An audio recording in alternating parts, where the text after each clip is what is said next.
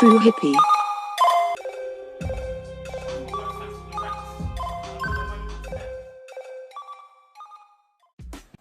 Right, boom. Welcome to another episode of staffz&crackz studio session. You know her already, Staffz.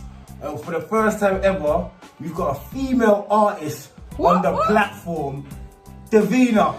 Thinking on the ways I used to lose myself for you. Every single dream I had, I gave it up for you. And every time I tried to push ahead, you pulled me under. But it's over now, that chapter's over.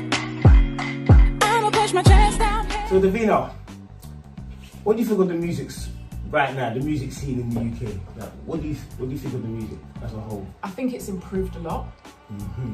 However, there's a lot of artists or a lot of music that just sounds very much the same. I'm not seeing too many pioneers. I'm seeing a lot of artists that are genuinely talented, but I'm not seeing any icons. I'm not seeing any pioneers. Not too many anyway. That's my personal. What makes a pioneer? Like, is there any specific thing that they need to have? I think personally, when you're a pioneer, it's about being confident and believing enough in yourself to step away from what is going on and creating your own lane. So when you look at people like Kanye West, say what you want about him as a personality, but his music is undeniably amazing. Pioneer, you know, this was a guy that came out and did something that no one else in hip hop was doing, and it was so magnificent that it was undeniable. Like, you couldn't turn your say what you want about him. Like, we know he's crazy. 808 to Heartbreak. That album influenced this new, like, Pioneer, electronic, hip hop, auto-tune sound. Pioneer. Yeah. Do you think we've got any artists that are close to being pioneers? In the UK. In the UK. I can only state my favourite artists from the UK, and I feel like they've got pioneer quality about them. So Shaka, his music is just his own. Like, he created his own lane. Mad love and respect. Angel, vocals, just the, I think for these people as well, but all round, like, they step into a room and you notice that they're star quality. Vocals, like, you can hear they put in work with the vocal training, with the creations that they do. You can tell, like, time is really spent. This is something that they really love doing. Western, I love Western. I think they're, you know, pioneers when it comes to, like, guy groups, in the way that they put their music across, and they're just soaring. Like, I love their sounds, and I think what each of them have in common is that they all have their own sound and they've created their own lane, and I think that's amazing.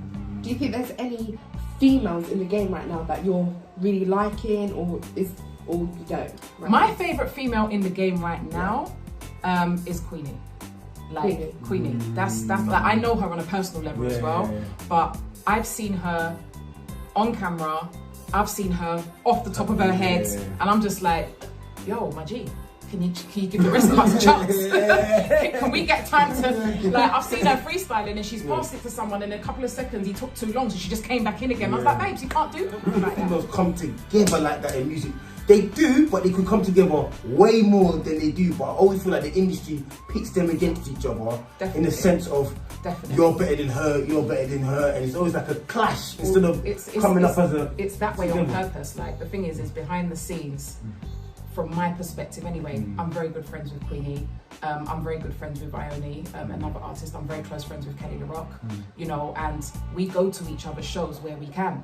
And if we can't go to each other's shows, it's because we're working on our own music. But, you know, when one of my friends was in theatre, me and Kelly made plans to go down there, but then the lockdown happened. When we were touring together, we were out. It wasn't just music. So I just feel like in front of the cameras, what you see is not actually what it is. And the industry bosses obviously control the media and how things are seen. But I just feel like, you know, unity, especially between women and black women, is a dangerous thing when it comes to what their agenda is. I mean, when it comes down to rap, and this is one thing that it's hard to sort of get the correct answer.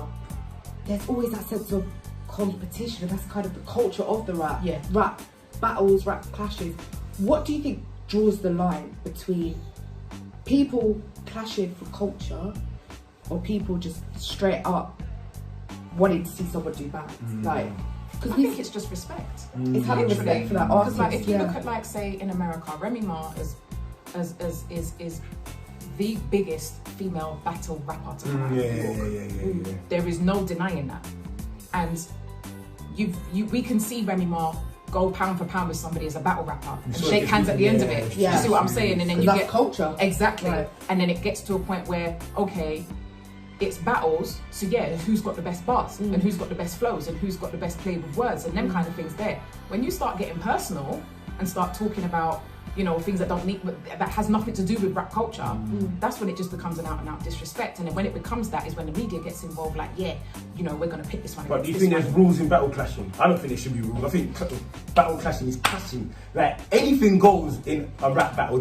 I think you can to a certain degree, but I feel like there are certain rappers that are really hood, really gang. Do you see what I'm saying? And there's certain rappers that just ain't. So I just feel like if you're not, then you need to really choose how you're doing it, because you might pull a certain blow and this person might just, it might get real for you on the roads.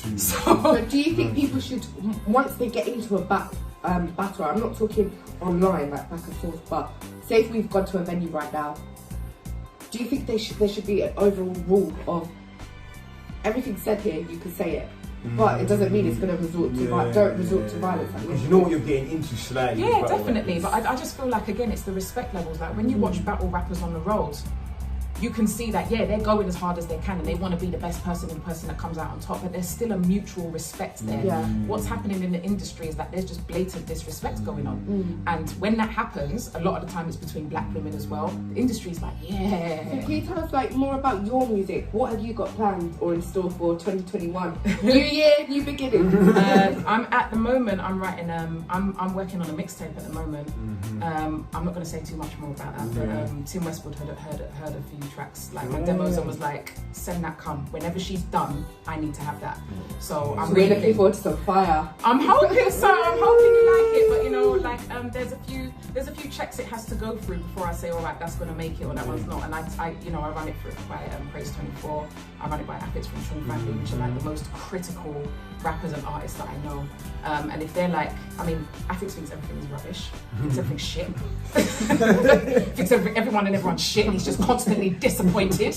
But I played him something the other day that's actually going on my album, and he went, yeah, it's good. And then he dropped off the chair. How do you find the whole, like, writing and artistry? How do you find the whole thing to put together?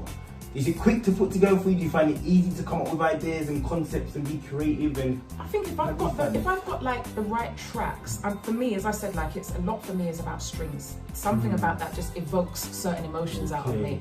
So I had someone, Mike Assassin, actually, brilliant rapper, another one of my guys, like a little brother to me. We work together. He's actually produced me a song for my EP, and he said, oh sis, take a listen to this. And I was listening, and with me, I mean, people think I'm really harsh, and I say, please don't take it personally, but I know if I like the song within the first 10 to 15 seconds. So if you play me 10 seconds, I'm like, next one. It's not a bad thing, it's just I know it's not for me. So I was listening, he had 5 tracks, and I got to the first one, 5 seconds, next. And the second one, within 3 seconds, I was like, 10 seconds, oh yeah. Third, like within about 30 seconds, I was like, yeah. Then the chorus came and I was like, oh, it's written. Well, all right then. And I heard everything, and I spoke to him, and he's like, yeah, you can have that from the album, definitely. So it's about what inspires me, really. Like I really go from like a spiritual place. I won't just jump on a beat because it's hard or because that's what's happening today or it's very current. It has to evoke something out of me for me to evoke something out of you. So see what I mean? Have an emotional connection. Yeah, it has to connect with something, whether it be that I'm talking about, you know, my spirituality, whether I'm talking about being a parent, whether I'm talking about work, whether I'm talking about things that are pissing me off, generational curse, whatever that subject is, it has to evoke something in me, because when it does, I can then transform the energy and evoke something out of my audience. Do you know what I mean? So I just feel like it doesn't matter. Like I've had some producers that send me and they're upset. Vex! Do you know how many people want that beat? Sorry, mate, I don't. We'll take this back to something that you said earlier about growing up in the hood. Do you feel like that has really influenced some of your music? Most definitely. definitely. Because obviously artists, I believe, are like emotional.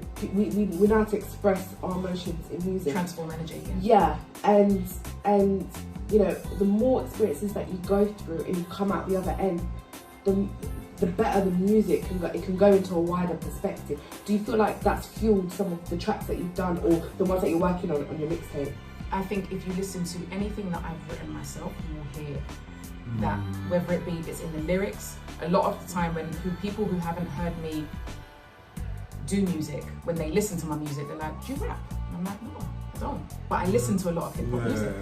And I listen to a lot of hip hop music because that's what, I mean, when I was younger, I was the only female. I was always with Bagger Man. Always. Like, I was with Bagger Man, and everyone used to be like, Rah, she part of GX, like, you know, Generation X. And I'm like, no, I just know all of them. And they'd be like, oh, Rah, what is she, Chung family? No, not even, I just know them, like, they're all my guys. And, you know, you come to the studio and there'd be 20 man in there and I'll just be sitting down there chilling. But I'm not there looking like some, you know, I'm trying to be up in it. Tracksuit, trainers, hoodie on, you know, just chilling. And then they'd be in the booth, someone would sing something and go, D, is that sounding legit? No, try this note again. That's what I like when girls could embrace their tomboys, because I'm a bit of a tool. I'm not all the time getting hair done, nails done. I think I've learned to kind of split it right down the middle. There was a time when I was really hood.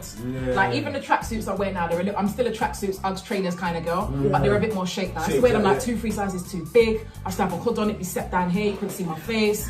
Like that was me, but there's a sweet and feminine side to me as well. And I think as I've got older, I've kind of learned to balance it a little bit more. But I'm still very much like, there's this side of me, but don't summon them demons out. Don't summon them. Like there are certain things and certain buttons you'll push and you'll see a whole different person and be like, yo, who this crazy bitch? What inspires you to keep going? Because obviously you see everyone blow success. You know, some people get famous quick.